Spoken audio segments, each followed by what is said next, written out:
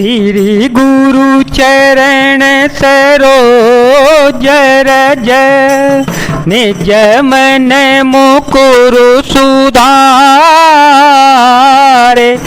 बरन रघुबर बिमल यस जो दायको फल चारे वो दीन तनु जान के सो मेरो पवन कुमार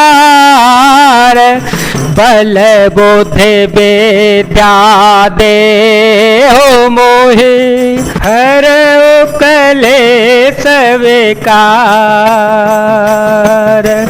पूछ बुझाई कोई श्रम धरे गुरु बहोरे जनक सुता के आगे ठाड़ भयो कर जोरे।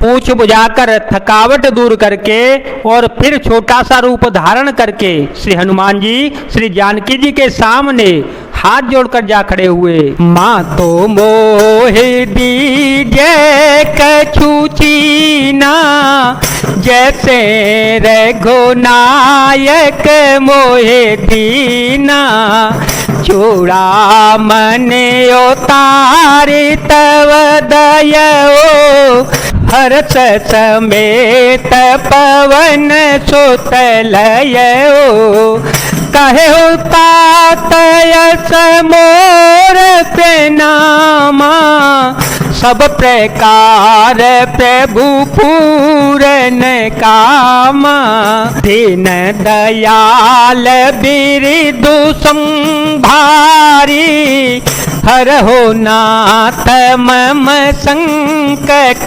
भारी। श्री हनुमान जी ने कहा हे माता मुझे कोई चिन्ह पहचान दीजिए जैसे श्री रघुनाथ जी ने मुझे दिया था।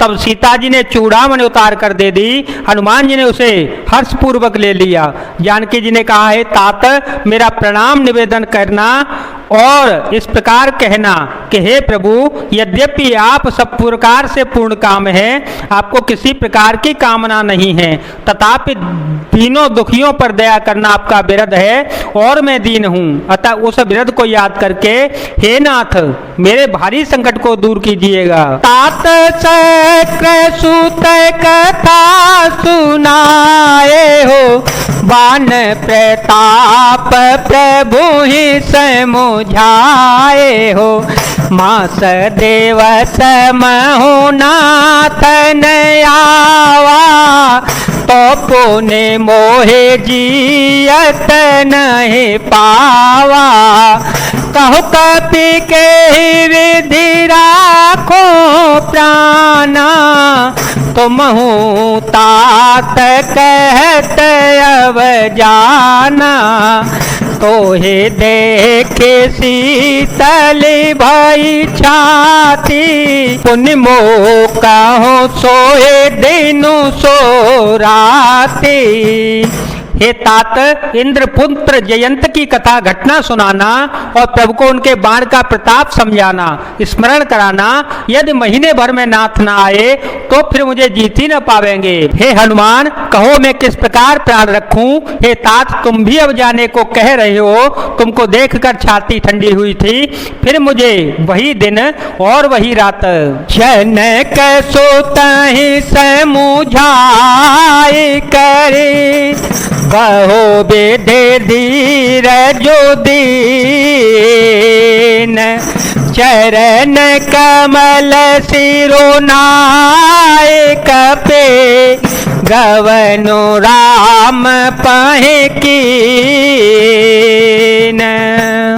श्री हनुमान जी ने जानकी जी को समझाकर बहुत प्रकार से धीरज दिया और उनके चरण कमलों में सिर नवाकर श्री राम जी के पास गमन किया। चलत महाधुनि गरजसी भारी चलत महाधुनि गरजसी भारी, गर्भ वहे सोने निश्चर नारी, नागे सेंदोए पार ही आवा, शब्द के लेके लाक पे सुनावा, हर से सब बिलो के हनुमाना, हर से सब बिलो के हनुमाना, नूतन जन्म कपिह तव जाना, मुख प्रसन्न तन तेज विराजा, किने से रामचंद्र कर काजा। चलते समय उन्होंने महाध्वनि बड़े जोर से गर्जना किया, जिसे सुनकर राक्षसों की स्त्रियों के गर्भ गिरने लगे। समुद्र लांघ कर वे इस पार आए और उन्होंने बानरों को किलकिला शब्द हर्ष ध्वनि सुनाया। श्री हनुमान जी को देखकर सब हर्षित हो गए और तब बानरों ने अपना नया जन्म समझा।